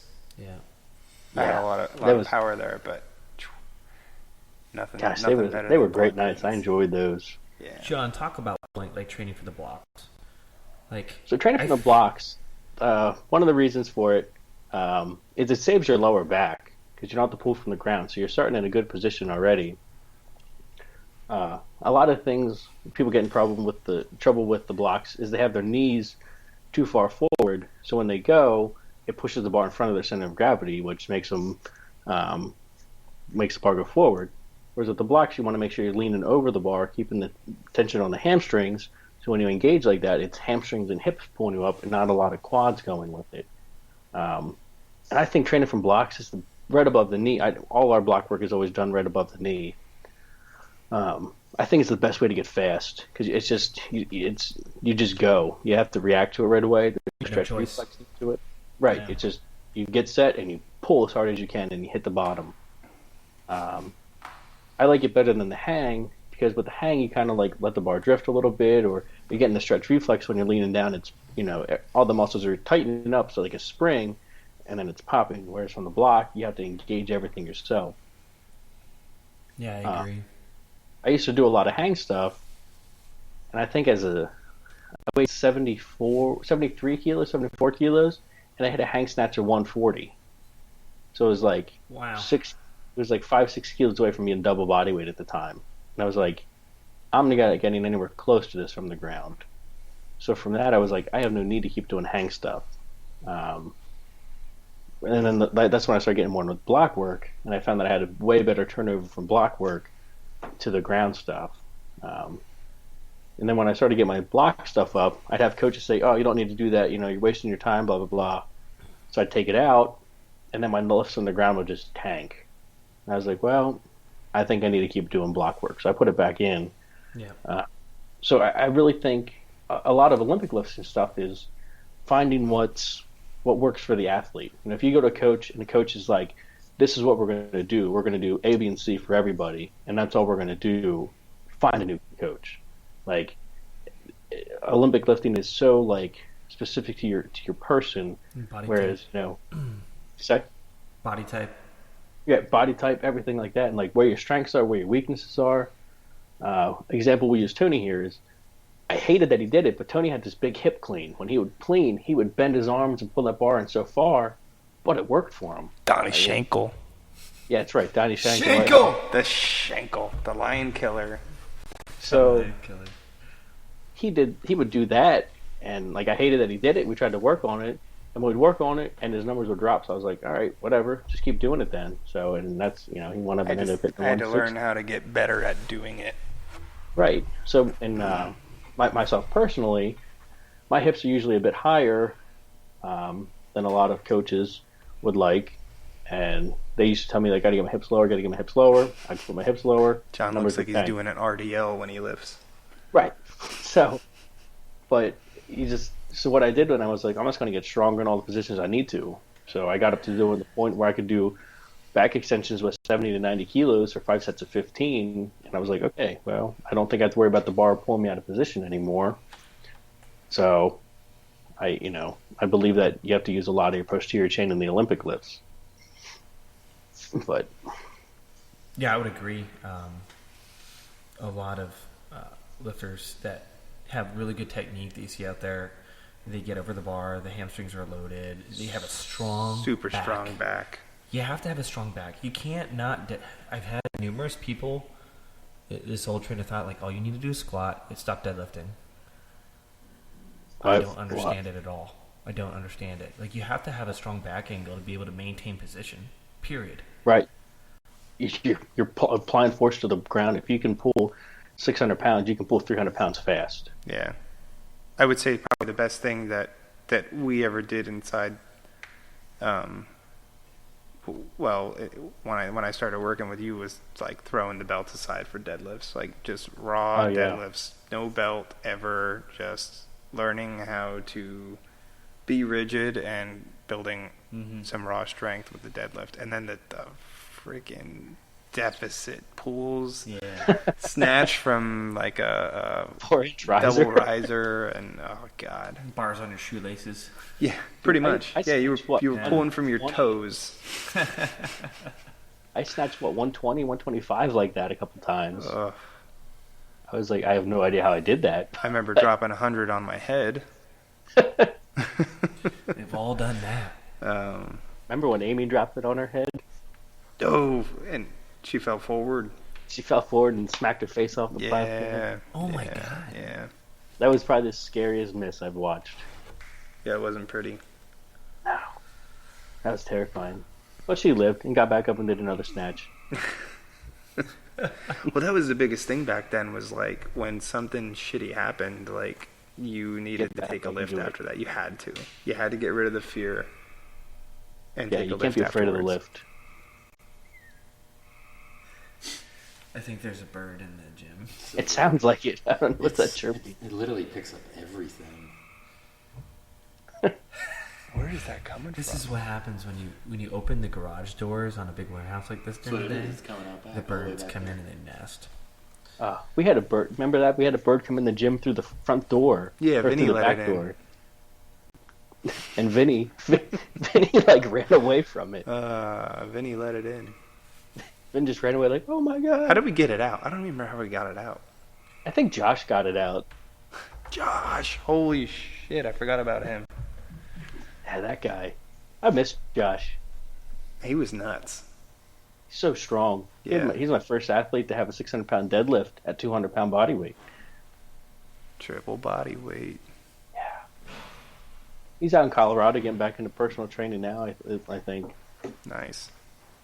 Is Lee King, is he still down at Mayhem? He is still down there, but he travels out to... Where the heck? He travels out to like Arizona for something out in Arizona now. So he goes out to Arizona to work and then travels back to Mayhem in Tennessee. Nice. But he was a freak of nature. Remember, he had like... Man.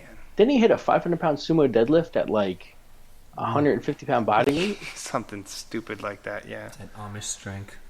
Dude, I was like, you just deadlifted 500 pounds. That's like, I don't even know, like 4 times your body weight.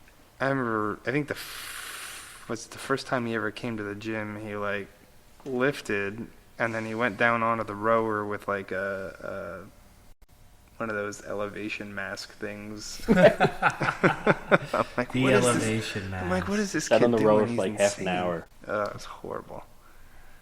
What's your thoughts on the it's- elevation mask, John? It's such a waste of time. But when they first came out, nobody knew. Yeah. Their idea that they want with them is like, when you go up to, a high mountain, there's less oxygen in the air. So when you're breathing in, no matter how big of an air you take, you're still getting the same amount of oxygen in. Whereas at the elevation training mask, you're still getting the same amount of oxygen particles when you breathe in. So if you just take a bigger breath, you're still getting the same amount of oxygen. Yeah. So, like, it doesn't do what they're expecting it to because it's about the oxygen in the air. What'd you say? He said you're just choking yourself. Right, exactly. It's a terrible idea. Choke yourself. Let's make exercise harder. Yeah. Yeah, if you guys were thinking about buying one, don't. Don't do it. But your dad just messaged us something. Did he? Oh gosh, I used to. So I trained, Tony and Mitch's dad for a long time as well, and the man, James Stake, and I made him do some crazy stuff, pushing a sled for a mile with weight on it. Oh yeah, that's right. You were doing like CrossFit programming for him, like competitive What did he CrossFit end programming. up with? He ended up with some kind of weird lung thing. He had pneumonia that turned into like an infection or something with his lung, and that was like the it for that. I remember going. Broke him. Yeah, we took him to the hospital the one night. Gosh, yeah, he did that. I used to make him do a lot of crazy stuff. Because he can do it. He'll just keep doing it. Right. You Yeah, could do it. that's where It's I got it from. Right? What can these people do? One thing you got from Dad was Dad doesn't like losing or being any second. It's No. just like first loser to him. He yelled at the center judge at our meet. They gave him a no lift. You remember that? Yeah. What? Don't do that. It was Nikki. Oh, jeez. Now, let's talk about, John, the things that you would do differently or wouldn't do again with an athlete. Out of these, not necessarily just these two, but in general. Oh man, I've learned a lot. Like, I'll use myself as an example personally. I wish I would have given myself more freedom in my programming, because I would come in and no matter how I felt, no matter what hurt, no matter what was injured, I would do something. If I had a pulled hamstring, I would just wrap it with a wrap really tight and still lift. Rub geez, some the one ibuprofen on it. Right. The one meet I had I got a hernia. Remember that, Tony? Yep. And I would take the hernia, push it in my belly button, pull it across, and then put duct tape around Duct myself. tape on it. Yeah. You're It sick. created his own mesh wall, external mesh wall. You're sick. Yeah, I had issues. We did all sorts of stupid shit. It was just like, if you had pain, if you could get an ace wrap on it, you did, and you lifted. Freaking Coach Abajev. It didn't matter what hurt. I would No. I would figure out something to get around it, or And there was 5 different creams we would rub on everything, these Sultan. pain relieving emo cocktails gels, to rub on Voltaren, yourself. DMSO, whatever. And the hotter cream you could get, if you put enough hot cream on, and it would burn your skin, you wouldn't feel the pain anymore. Yep. And if there's no pain, there's no problem. Yeah, absolutely. Yeah. That's not true at all. But That was not that's working with my mentality. hip. We were wrapping it, and I was putting stuff all over my hip. It never worked. Yeah, that one was such a deep issue. Yeah. And that's what we kind of figured, okay, this is it. This is something. But I would, back then, man, my goal was just make nationals, place top 3, and everything I did was solely around doing that. And I just wanted to get to nationals. Right, and he had the same mentality. No matter what hurt, we would figure out a way to lift. And if it hurt, it wasn't even an option to not lift. It was just, you're gonna lift today. Gosh, I remember one time I was sitting there with a bucket puking. That might have been before you, Tony. I'd puke and then go lift. It didn't, nothing was stopping it. So I think looking back now, I would not do some of the crazy stuff.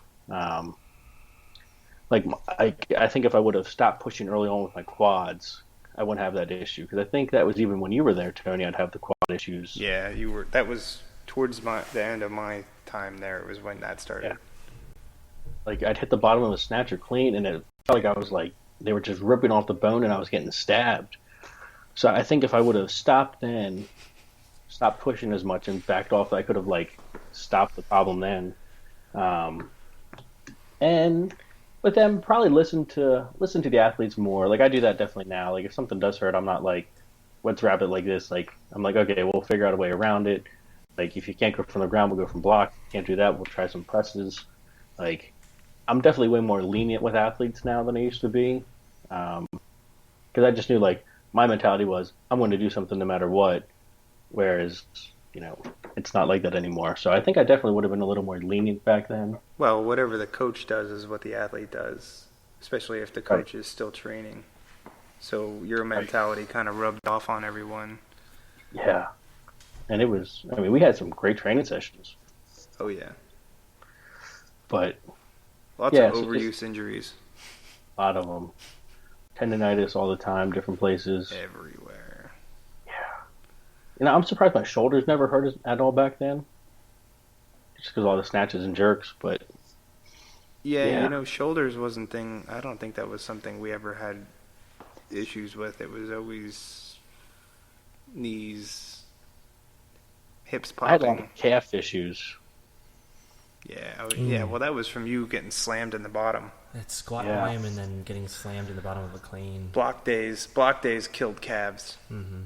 Yeah, and like what I found is like talking to some doctors is like there's a nerve bundle right on the outside of your calf that every time you hit the bottom, sometimes that the bone moves and it hits that nerve bundle and it just kind of like really pisses it off, so it locks up real bad.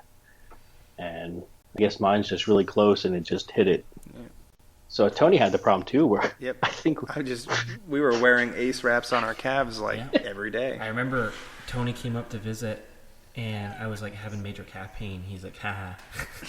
In the fucking club. Yeah. Here's some ace bandages. we would like Get have over it.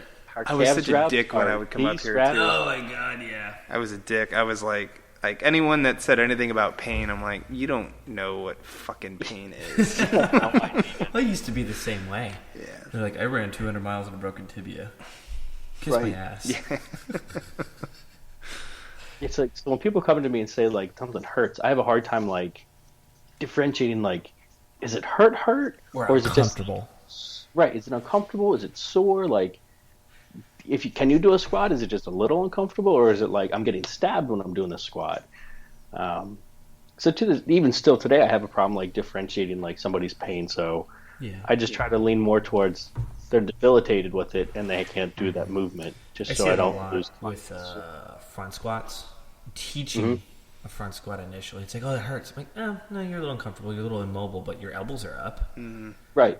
Yep. Wrist You know, pain it's that like, they get oh, on that, yeah, it's like My wrist. Like, Right. This last week, I had this a new family join, and this is the first kid that I've ever been like, yeah, we're not going to do front squats because he would try to get his elbows up, and he looked so uncomfortable. Like I've never been like, okay, let's just do back squats and we'll work on this for a few weeks. Usually, I'm like, just keep pushing your elbows up and let it like stretch out. It'll get there. Yeah. But this kid just like looked like he wasn't like hiding. Like I mean, like it was so sore. He was literally like barely getting past his chest, and he looked like he was about ready to explode. I was like, Like let's stop Derek that. here. Yeah. Yeah, Derek literally can't get Derek, into the front squat Can position. you Yeah. touch your shoulders? Like he can't get his thumbs on his shoulders. Yeah, I mean, That's a I've done pretty good I've done indicator. good with front squats. I just hold it differently. You know, I got to cross my arms, and I can lock it over the front delt of my shoulder. So, but I mean, I was always decent at it. I've hit some good numbers with that, but I just can't hold it the normal way. You know. He's got Right. like the Dracula crossed arms. That's so much Zombie harder, too. squats. Yeah. It's tough. It's tough. I have a hard time getting a big breath in and bracing my core because your arms are up. Yeah. So like I feel like I can't get a big air in before you go and like really brace, your core. Yeah, and you can't engage your upper back as much either. Yeah, it's tough. It's tough, but I worked around it. What would you do Yeah. differently with Mr. Derek here? Or what What'd you have say? changed? What would you do differently, or what have you changed with Derek's programming? So I used to like not care what clients like if they argue with the program, I would just say shut up and do it. But now I kind of like take their opinion into making the programs a little bit more, and like you lose less people that way. So with them, like they didn't like doing certain things, so we kind of take them out, or we'd like compromise on things. Like the speed work, he didn't want the speed work, so we took it out. It was a terrible training cycle, so I think we're going to try getting that back in on another training cycle. Speed work is great. Yeah, like I never used to do it when I did the Olympic lifts, and then I needed to find a way to like still be fast and pull on the bar hard. So I started doing the banded deadlifts, and it definitely like my biggest issue with the snatch and the clean, mainly the clean, is that I get to the top of the lift and I just feel like I couldn't accelerate it. Well, with a band, you have to accelerate past the knee, or you're just going to stop. Yeah. So, speed And work is great. with the speed squats and speed deadlifts that's John's program, I mean, yeah, I bitched about them and hated them only because I have zero endurance. So they were timed sets, 90 to 60 seconds, and we were cramming squats and speed deadlifts in one day. So it was, an hour of hell. But they did work. I mean, Boom, boom, boom, boom, boom, back to back. yeah, I mean, it's definitely speeded up our lifts because we were slow lifters, me and my guys. So, it definitely worked, but, we bitched along the way, and John knows that. But, it's not like it didn't work. It did work. It speeded us up. But it was a rough day. We dreaded going that because, I mean, we have zero endurance. So you were doing, 12 sets of 3 with 60-second rest over Right. and So over it and gave over you again. the other thing with them is it gives you a ton of reps to work on your technique. So right there, if you're doing 12 by 3, that's 36 reps of technique that you can really focus on keeping the technique and being fast. Whereas if you're doing like 90% singles or doubles, you might get 10 reps in that session. So you're doing like 5, 6 times as many reps, and you're not beating yourself up with it, because with the speed stuff, you're going to recover so fast from it. Yeah, and I always said that with John. Like Monday was usually a heavy squat or a deadlift day, and then Wednesday would be our speed day. And I'd feel like garbage going into it, but then I would either, when I was done all the speeds or waking up Thursday, I felt like a different person. It just saturated all that blood in those muscles, and then I felt, a ton better the next day. So it did work for sure. It was just tough getting into them and doing it, and then then when Friday came along for our next powerlifting day, you felt a lot better. Yeah. And then like this cycle, we tried taking the speed stuff out, and we just kept another normal day in, and I think that was really hard to recover from for you guys. Yeah, that was, we've had ups and downs, and everybody has ups and downs with programming, but You're going to have that. That was probably one of the more lower ones because it just didn't work. We had myself, I kept getting lower back injuries, and then my quads were hurting. And then we were alternating days for you guys. Yeah, it was all over the place, and we learned with it. No, it's not always going to be success, No. but you just got to keep, digging for more, and that, that's just what we're doing. And John alters it, and I always give him feedback as much as I can between myself or the other guys that are doing it as well. So John alters it and tries to work with our strong points and what makes us get those new PRs after 15, 19 weeks or whatever. Right, because that's not even that long of a time to hit big PRs again. Like that's a short amount of time to hit PRs, and if you do hit PRs, great. But if you hit PRs every other cycle, that's still pretty good, especially for the numbers you're at now. That cycle we did, I think it was July and like August of last year, and we did the 1 rep max. Well, we did 3 rep maxes for the longest time, and I think we did 4 or 5 weeks of 3 rep maxes. Right. And myself and everybody else just kept hitting new PRs. I mean, I think I ended with a 495 for a 3 on a back squat. So right. I remember saying to John, I'm like, when are we going to max? He's like, I'm not going to stop progress. So we just kept hitting 3 rep maxes. It was great. I mean, that was one of the most successful programs. He had a 3 rep max on everything, deadlifts, front squats, back squats, and everybody just kept hitting new numbers. It was crazy. We were just riding that wave as long as we could. Yeah. If you're increasing and get better, why stop? Yeah, I mean, we were box squatting. I think I have on my Instagram. I mean, I box squat at 515 for 1. And John knows I'm always good with box squats, which is weird, but I can hit some crazy number on box squats. So we just kept working that 3 rep max, and it was insane. Every week, you just rocked in there, and we ended up hitting a new number. You never think it would, but we just week after week.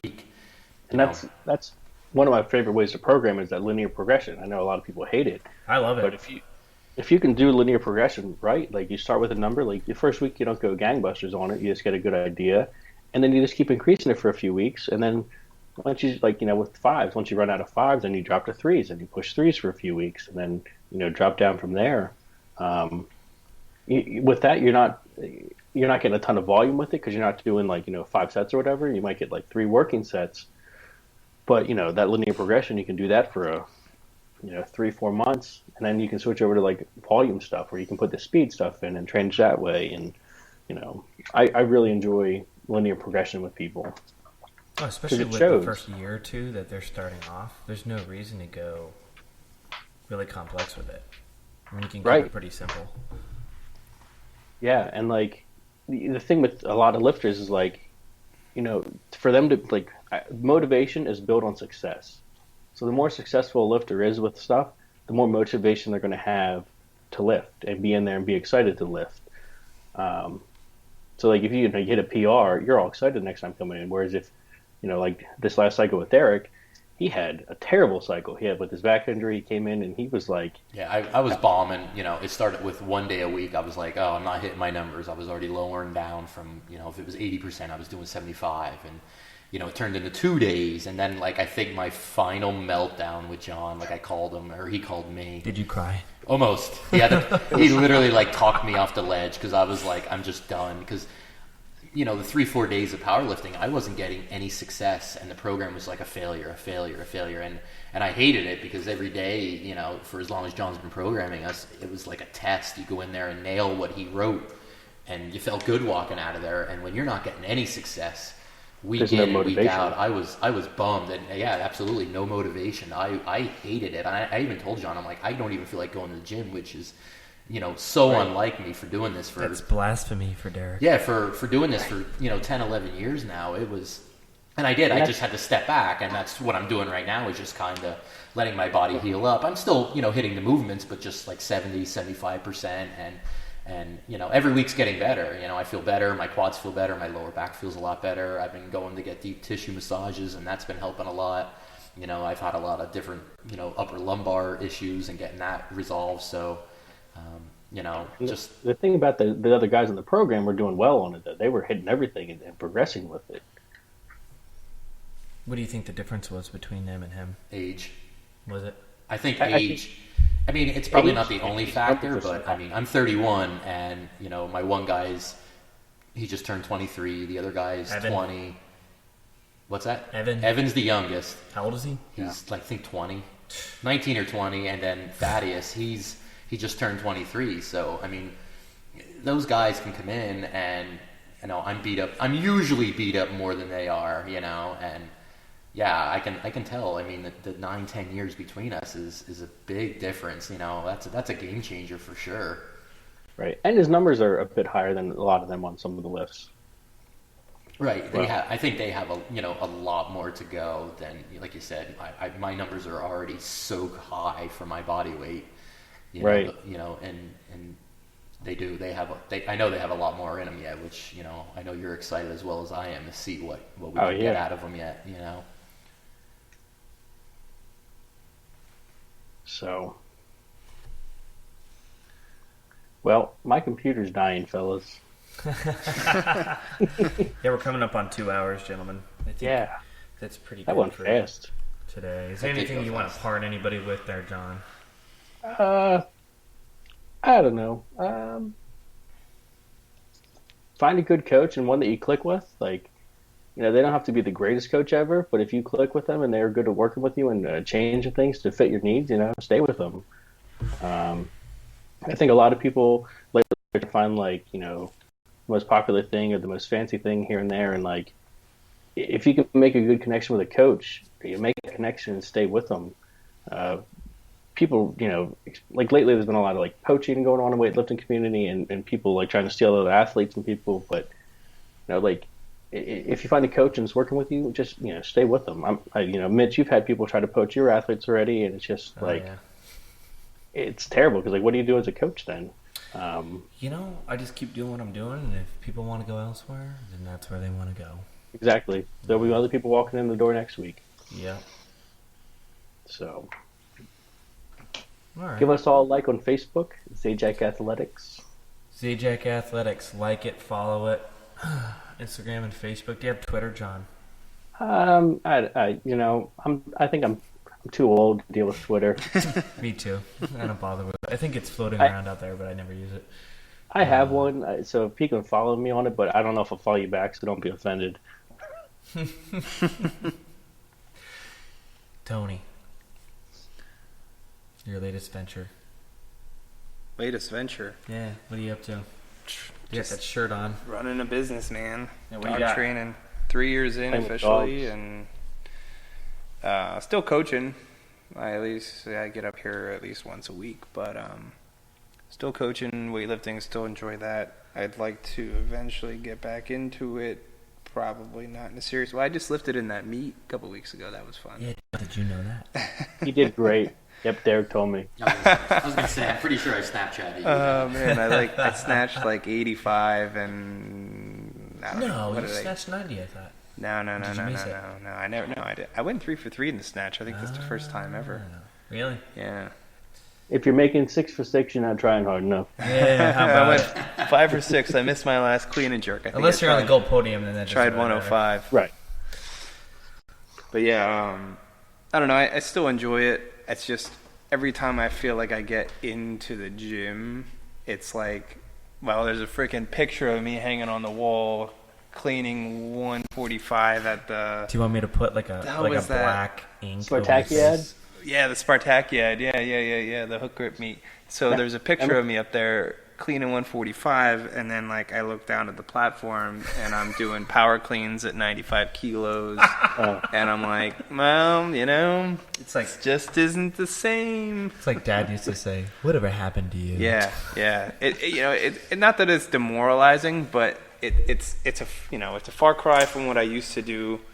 And I know I'll likely never get back to what I was doing before, so I don't have a problem with that. But I feel, I don't know, it's not fun to come in and do snatch reps at 80 kilos when I used to do snatch reps at like 110. It's not fun when you suck.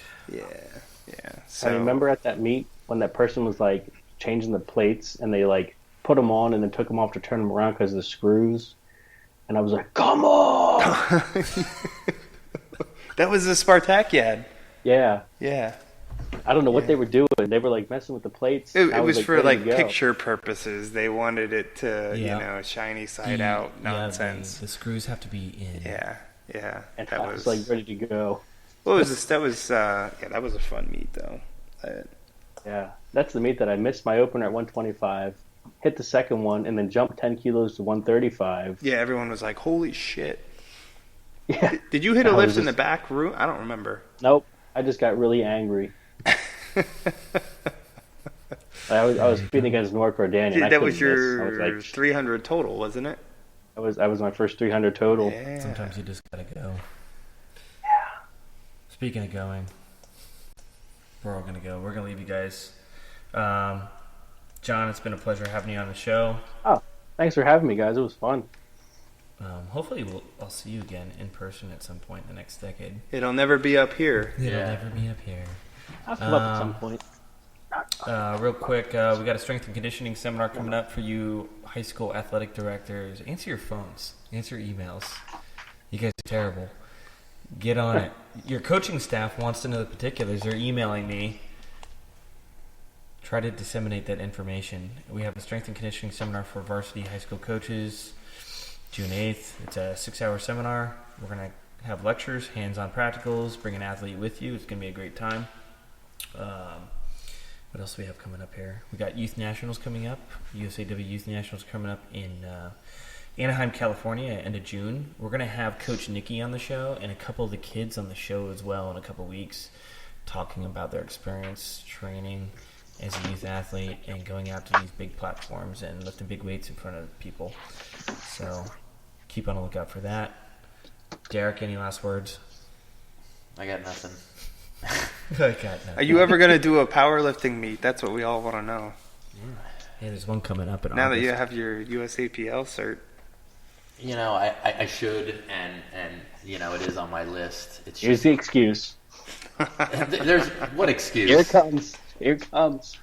I don't have an excuse. The biggest thing is fitting it into life. Yes, I already train, but it's hard to balance when my plate's even fuller than ever. not only doing a job 40 hours a week, now I'm coaching here, doing my own training, on top of everything else of being an adult, taking care of a house, dogs, whatever else. Wish I had a 40-hour-a-week job. So, Right. it's just the timing thing. It's tough because there's so much other stuff going on, and being here and coaching, I'm trying to really excel at that and create a good future with that here. So, trust me, I want to before, I never get back to certain numbers, but, you never know. I always keep my options open, so. Priorities. I didn't hear that. I couldn't hear what it was either. That's an idea. All right, John, we're gonna let you go to sleep or go put your kid down or whatever it is you got Down. to do. What was that? Put him down to sleep. That's what I say when I put my kid down. I'm Put a them dog down. trainer. Sorry, when I hear someone say "put him down," that means something Goodbye, else. Wes. All right, guys. Oh, Thank yeah. you. I will talk to you guys later. Take care, John. Say, John. Bye, John. Goodbye. Good night, folks.